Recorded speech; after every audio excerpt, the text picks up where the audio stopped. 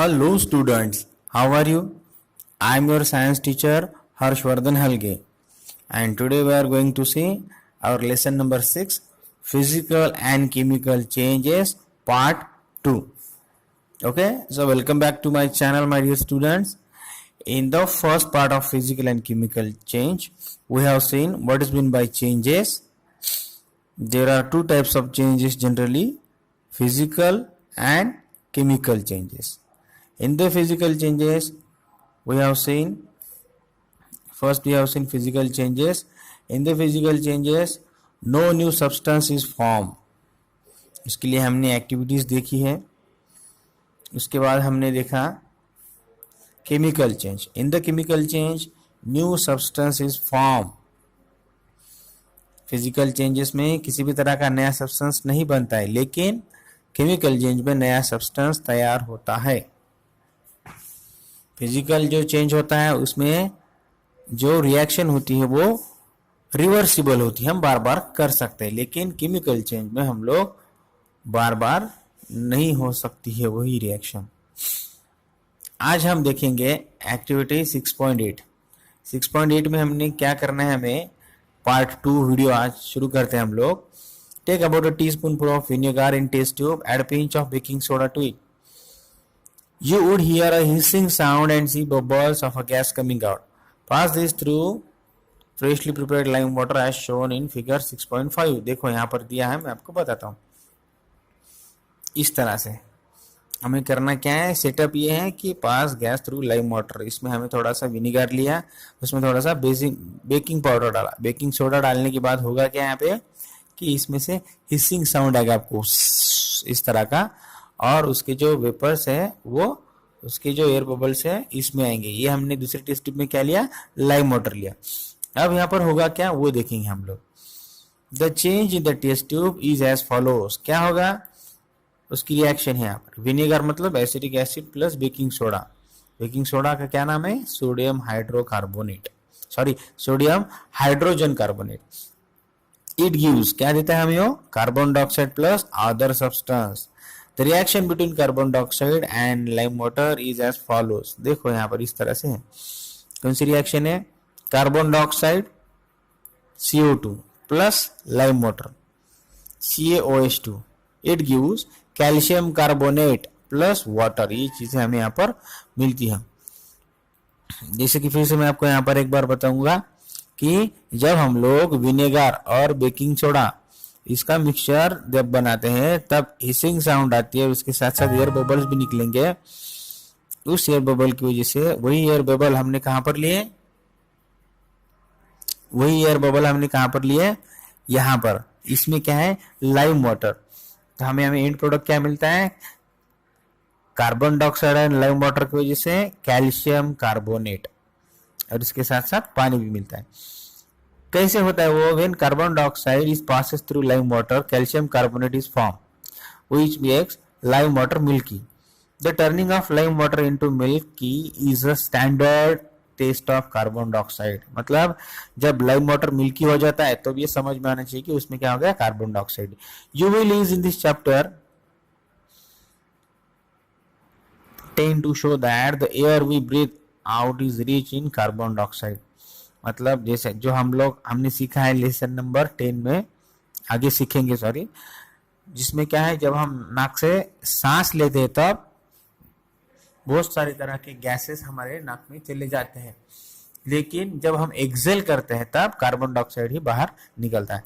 In activity 6.6 to 6.8 क्या है, हमने देखा in each changes one or more new substance were form. Activity 6.6 में हमने क्या देखा, the ash was the new substance form when magnesium was burnt in air, है कि नहीं.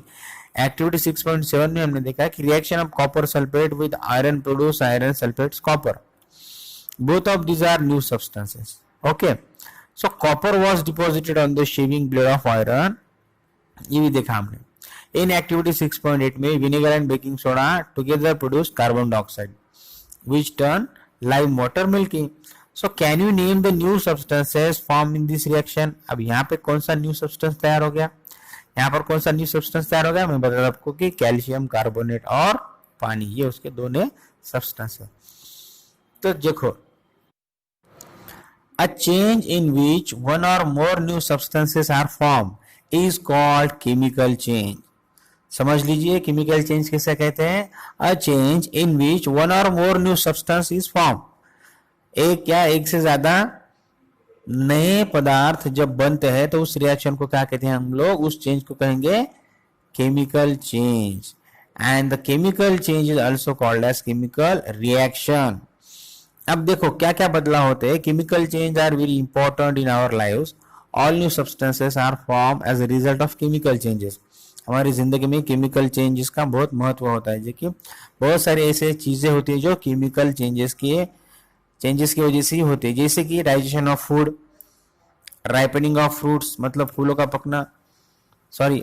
पकना, fermentation of grapes etcetera which happens due to the series of chemical change. ये सारी चीजें क्यों घटित होती है? ताकि केमिकल चेंजेस की वजह से. A medicine is the end product of a chain of chemical reactions. देखो, useful new materials such as plastic and detergents are produced by chemical reactions, है कि नहीं? Indeed, अगर हम कहेंगे कि every new material is discovered by studying chemical change.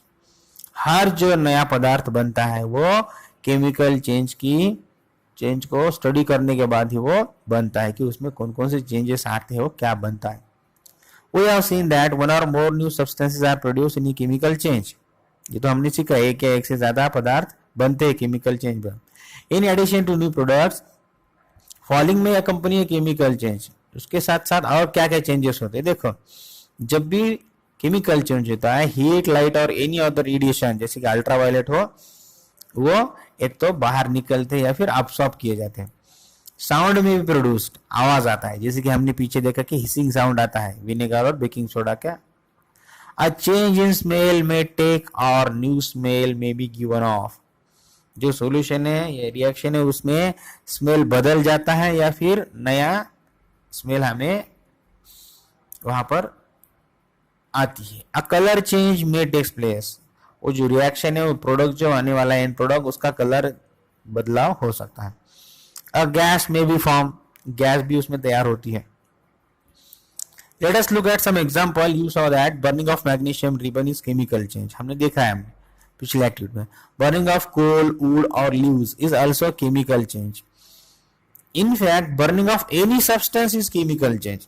हमने देखा है कि मैग्नीशियम को हमने बर्न किया, कोल, वुड, लीव्स, इतनी जितनी सारी चीजें जलती है या जलाकर जो बाद में ऐश राख बनती है वो क्या है? केमिकल चेंज होता है.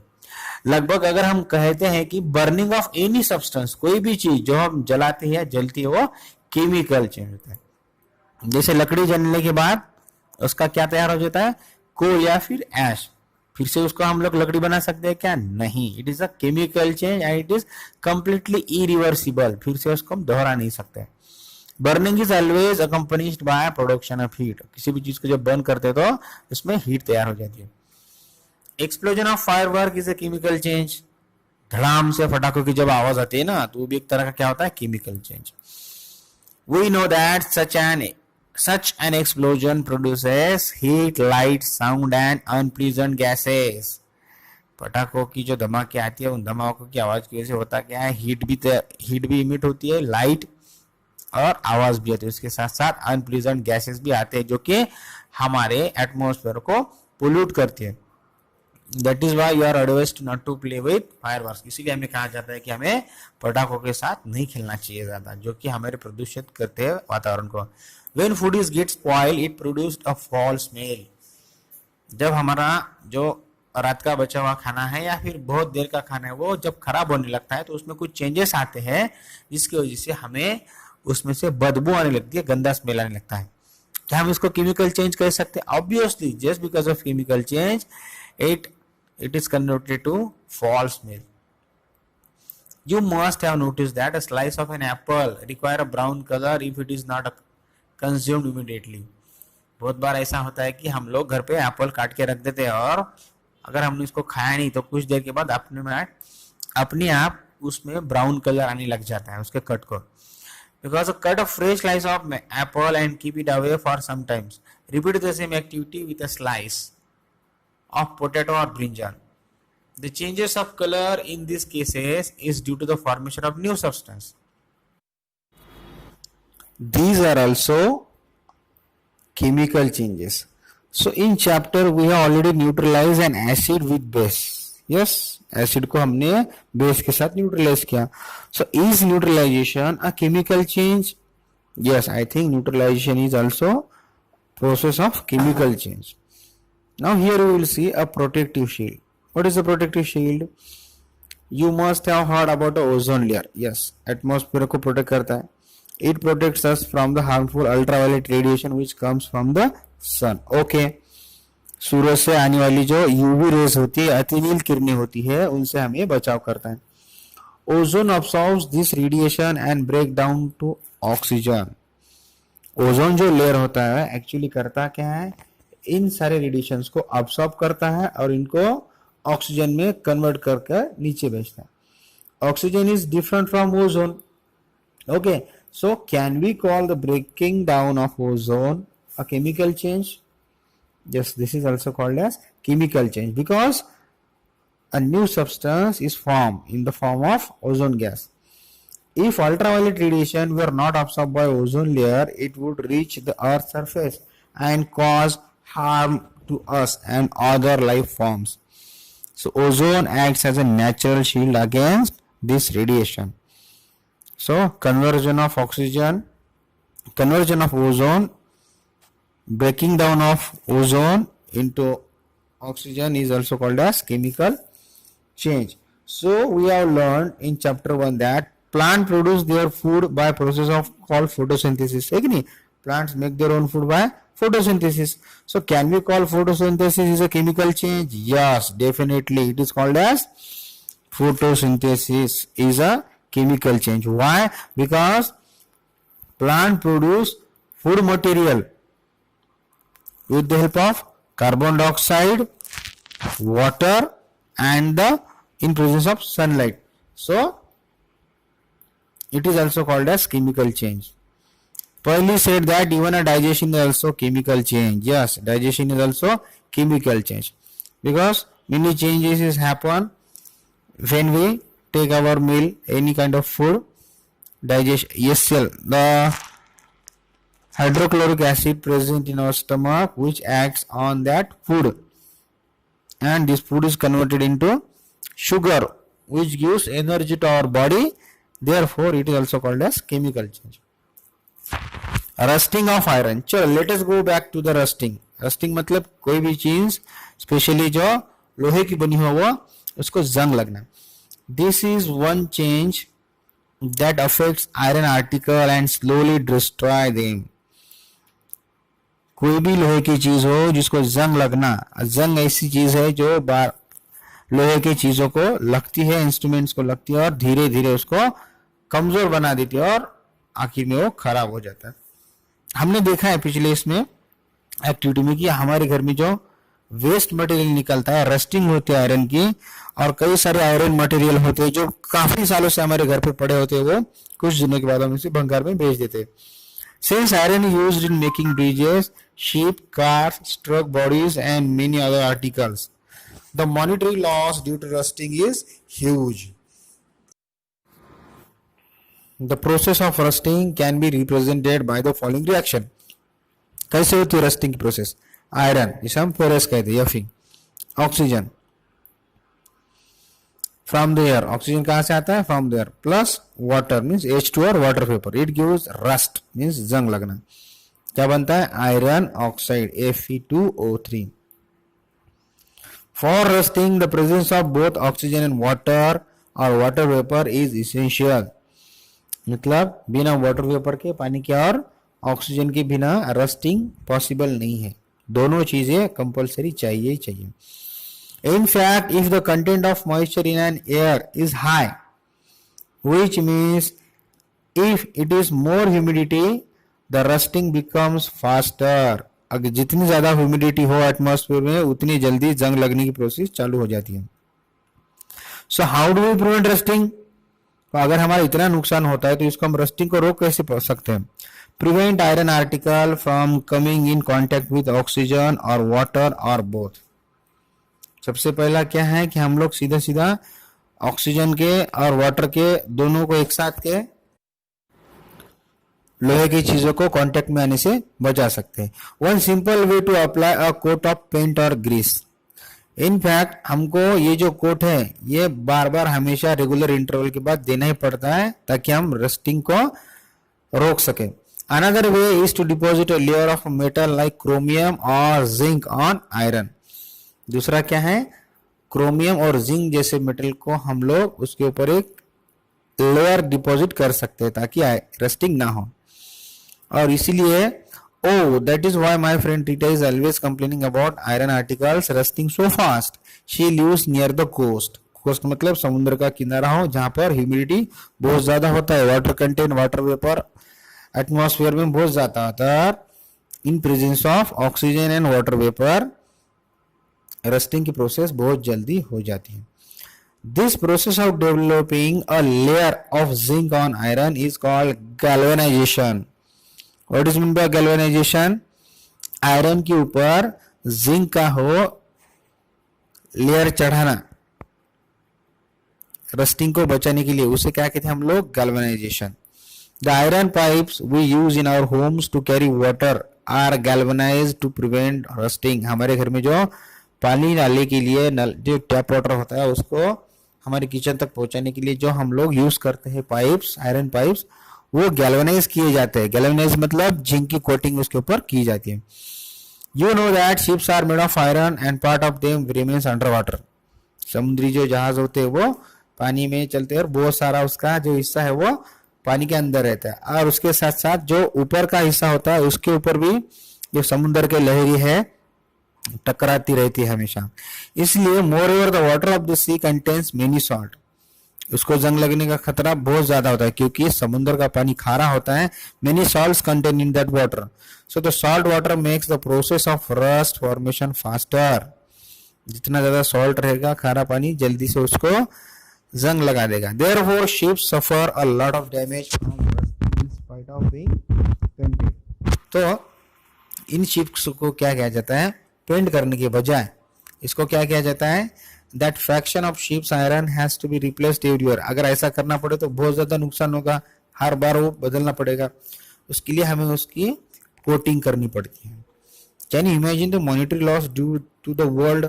इस जंग लगने की वजह से कई अरबों खरबों का नुकसान पूरी दुनिया में होता है हम लोगों को। Now we will see 6.4 crystallization. What is meant by crystallization? In class 6 we have learned that salt can be obtained by the evaporation of sea water. Yes, evaporation, sea water की evaporation की मदद से हम लोग salt ले सकते हैं। The salt obtained in this manner is not pure and the shape of its crystal cannot be seen clearly. Yes, we have seen that. However, large crystals of pure substances can be formed their solutions, and this process is called crystallization. Crystallization is a example of physical change क्योंकि इसमें कोई product नहीं बनता है। Activity 6.9 इसके लिए हम करके देखेंगे। To be perform in the presence of teacher, उसके लिए हमें क्या चाहिए? डाइल्यूट सल्फ्यूरिक एसिड चाहिए। डाइल्यूट मतलब क्या? जो कॉन्सेंट्रेटेड एसिड होता है उससे थोड़ा कम। Be careful while boiling water. Take a cupful of water in a beaker and a few drops of dilute sulfuric acid. Heat the water. When it starts boiling, add copper sulfate powder slowly and while stirring continuously. Continue adding copper sulfate powder till no more powder can be dissolved. करना क्या है? हमें इस solution को, इसमें copper sulphate solution डालना है और जब तक वो डिजोल्व ना हो तब तक हमको उसको स्टीर करते रहना है। बाद में हमें इस सॉल्यूशन को फिल्टर करना है। अलाउ इट टू कूल, गर्म ठंडा होने के बाद do not disturb the solution when it is cooling. जब वो ठंडा होता है तो उसको किसी तरह का डिस्टर्बेंस नहीं चाहिए। Look at the solution after some time. Can you see the crystals of copper sulphate? If not, अब तक अगर नहीं हुआ है तो wait for some more time. जब क्रिस्टल्स बनेंगे तो इस तरह के क्रिस्टल्स जहां पर दिख रहे हैं, इस तरह के क्रिस्टल्स हमें देखने को मिलेंगे उस सॉल्यूशन के, कॉपर सल्फेट के। चलिए आगे बढ़ते हैं। इस तरह से you have learnt about physical and chemical change. Now try to identify changes that you observe. तो बच्चों, इस तरह से हमारा 6th lesson physical and chemical changes यहीं पर समाप्त होता है. Stay safe, stay healthy. Please like, subscribe and share this video.